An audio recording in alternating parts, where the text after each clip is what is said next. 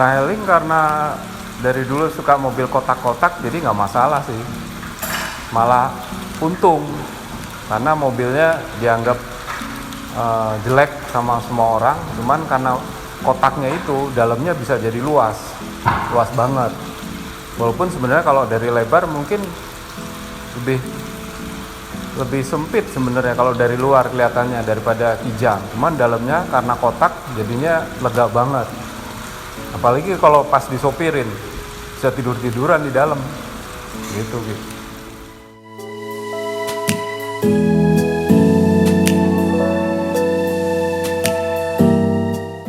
Depannya jelek, sampingnya ya lumayan lah, belakangnya lebih jelek lagi karena nggak tahu kenapa ya, faceliftnya Toyota Indonesia itu cenderung jadi mengada-ngada dan norak. Jadi kalau dibandingin Toyota Navwan generasi pertama di Indonesia, belakangnya jauh lebih bagus, lebih clean. Kalau yang ini 2014 akhir ditambah lampu-lampu nggak jelas, yang nggak penting-penting banget gitu, yang fungsinya hampir-hampir nggak ada, malah merusak estetika sebenarnya. Nggak ngerti juga kenapa Toyota Indonesia nggak punya ide yang lebih baik gitu loh. Misalnya ganti lampu belakangnya yang lebih bagus, tapi malah nambah aksesoris nggak penting yang bikin mahal aja gitu.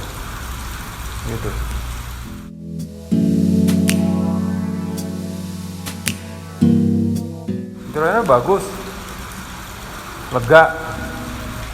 Jadi baris tengah itu enak banget, bisa selonjoran karena bisa direbahin.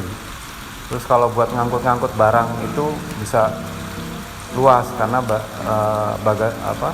jok belakangnya bisa dilipat ke samping ya. Tapi memang sayangnya jok tengahnya nggak bisa dilipat rata. Tapi nggak apa-apa sih, karena dengan bentuk kotaknya interiornya jadi sangat lega. Kemudian yang istimewa itu sebenarnya kursi tengahnya bisa diputar ke belakang. Tapi ya ternyata muternya nggak gampang ya. Agak berat, susah buat diputar, jadi lama-lama males juga muter-muter ke belakang gitu. Jadi ya antara perlu dan nggak perlu sih. Kemudian konsol tengahnya yang ada cool box itu sebenarnya lebih baik memang nggak ada ya. Jadi sebelum facelift harusnya jauh lebih clean, lebih bagus sih. Cuman biasa ditambahin aksesoris nggak penting supaya pembeda, malah jadinya ya sebenarnya sih nggak enak dilihat. Terus kedua jadi nggak lega gitu. Kalau perlu naruh barang-barang panjang kayak pipa-pipa gitu, ya mungkin karena ada konsol box jadi nggak muat gitu. Tapi kalau interior sih enak lah, lega.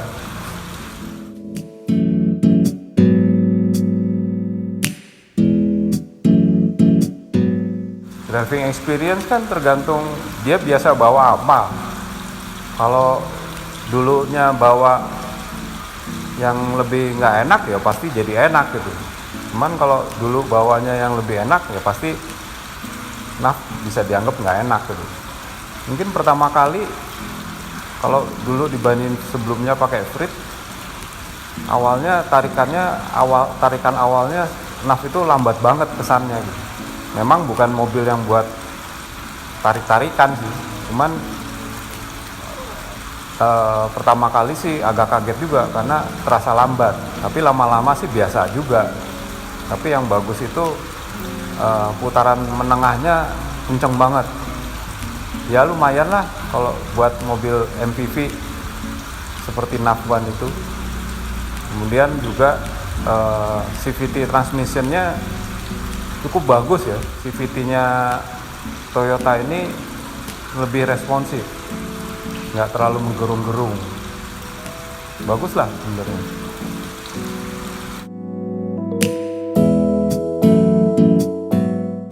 Ya dari awal sih bunyi-bunyi ya, Ki. Bunyi-bunyi interiornya, door trim lah kebanyakan ya, door trim, kemudian pintu belakang, pokoknya bunyi-bunyi lah. Malah pertama kali pas masa garansi itu diklaim sampai 3 kali, karena mobil seharga segitu tapi rasanya kayak angkot ya, ngak-ngekok gitu. Aneh itu sebenarnya, tapi ya maklum lah, karena dirakitnya di mana tuh ya, pokoknya bukan di Timin, di mana di salah satu anak perusahaannya Toyota lah. Ya beberapa kali sih sempat bener ya, tapi sekarang ini sudah hampir 200.000 kilometer bunyi-bunyi lagi. Tapi ya sekarang didiemin aja, karena kalau disuruh ngecek ke Toyota bayar lagi. Cuman ngecek suara aja bayar, jadi males juga jadinya.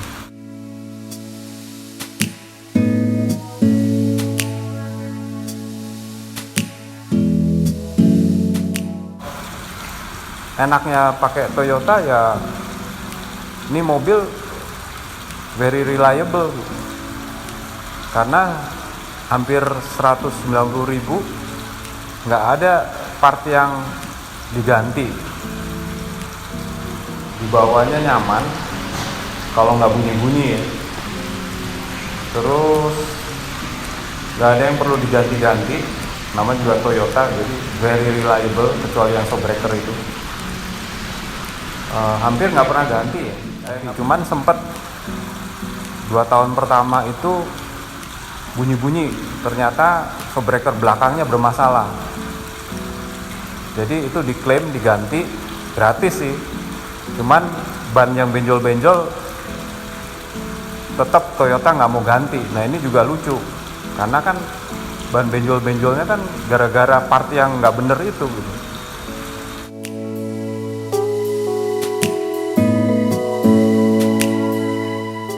Akhirnya nggak ke dealer resmi gantinya, belinya nyari yang buatan Jepang. Akhirnya nemu di TC Fatmawati yang buatan Jepang. Sampai sekarang sih ya nggak masalah, mudah-mudahan sih nggak masalah. Ya bawa pakai Toyota ya nggak keluar duit banyak lah untuk perawatannya, nggak aneh-aneh gitu. Jadi penggantian oli biasa, kanvas rem, ya gitu-gitulah. Yang lain-lain sih patut diacungi jempol, kecuali shockbreaker itu yang makan ban juga ya. Di luar itu sih oke banget ya. Dan lumayan irit ya untuk 2000 cc. Kalau dipakai banyakan jalan tol gitu, sekarang posisinya di 12,1. Ya cukup irit. Nggak tahu kalau dalam kota, mungkin dalam kota mungkin bisa 18, 19 gitu.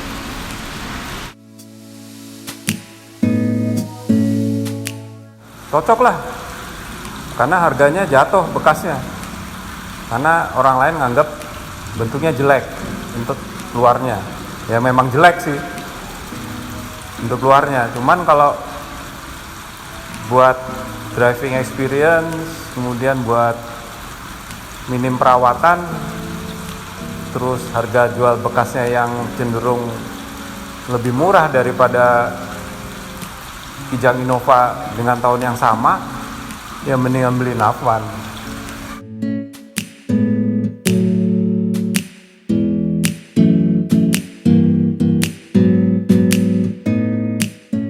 Kalau orang nggak peduli sama bentuk kotak sih sebenarnya nggak masalah.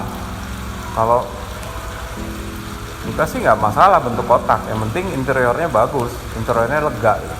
Kan bentuk kotak itu cenderung enak di dalam gitu, seperti misalnya Valia, Grand Max, Nafwan.